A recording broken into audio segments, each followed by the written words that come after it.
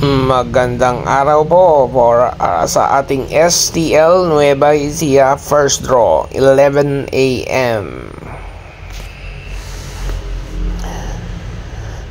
Ngayon po ay December 28, 2024, araw po ng Sabado.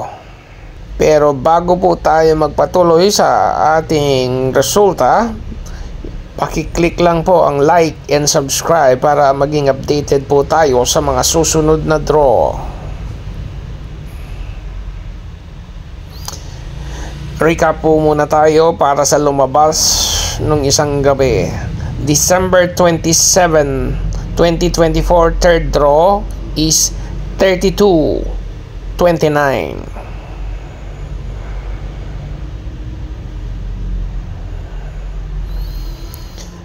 At para sa ating first draw, December 28, 2024, 15:08.